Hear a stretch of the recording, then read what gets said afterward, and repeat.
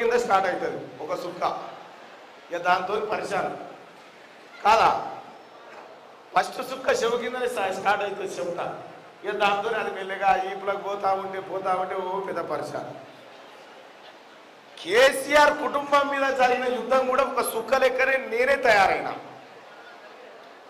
ఇవాళ ప్రతిపక్షాలన్నింటినీ మింగేసి అసలు తెలంగాణ రాష్ట్రంలో ప్రశ్నించేటోడే లేడనేటువంటి పరిస్థితిలో ఉంటే ఆ రోజు మీ సోదరుడు తీన్మార్ మల్లన్న ఒక్కడే యుద్ధం ప్రారంభించిండు.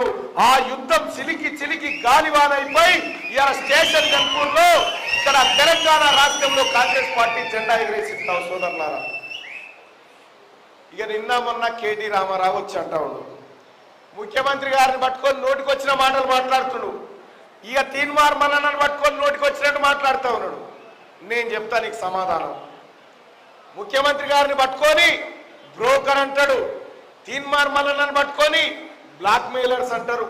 నేను చెప్తా ఉన్నా అయ్యా కేటీ రామారావు మీ నాయన పేరు ఏమని పిలుస్తారు? అయ్యా నువ్వు సిద్ధపడక దిక్కు దుబాయ్ శేఖర్ అంటారు, పాస్పోర్ట్ బ్రోకర్ అని పిలుస్తారు. ఇది నేను కాదు, అటు పోయి అడుగురు చెప్తారు. చింతబడక దిక్కు పోతే కేసీఆర్ ఏమని పిలుస్తారంటే దుబాయ్ శేఖరు పాస్పోర్ట్ బ్రోకర్ అని పిలుస్తూ ఉంటారు. మీకున్నదా పేరు? మీరు ఇక్కడ దుబాయ్ పంపిస్తా అని చెప్పి పేద పిల్లలను పేద వర్గాలను తీసుకుపోయి హైదరాబాద్లో విమానం ఎక్కించి బొంబాయిలో దించి ఇదే దుబాయ్ అని మోసం చేసింది మీ అయ్యనా కాదా? మోసకారులు మీరు, దొంగలు మీరు.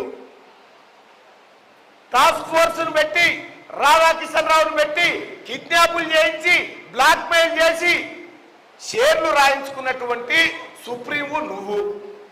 బ్లాక్ మెయిల్ మీరే, దొంగతనాలు చేసేది మీరే, దోపిడీలు చేసేది మీరే, ఆఖరికి దందాలు చేసేది కూడా మీరే. మీ కుటుంబానికి అచ్చొచ్చిన పదాలన్నీ ఇలా కాంగ్రెస్ పార్టీ నాయకత్వం మీద, గౌరవ ముఖ్యమంత్రి రేవంత్ రెడ్డి గారి మీద, నా మీద వాడితే కుదరది. బర్రెకు సున్నం వేస్తే ఆవు కాదు, అవుతుందా? బర్రెకు సున్నం వేస్తా ఉన్నాడు కేటీ రామారావు, ఆవని చూపిస్తున్నాడు. ఇలా తీన్మార్ మల్లన్న ఏందో స్టేషన్ గన్పూర్ గడ్డకు తెలవదా?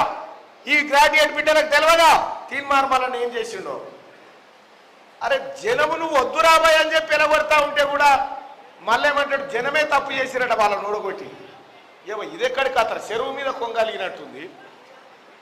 జనమే తప్పు చేసిరట వాళ్ళని ఓడగొట్టి.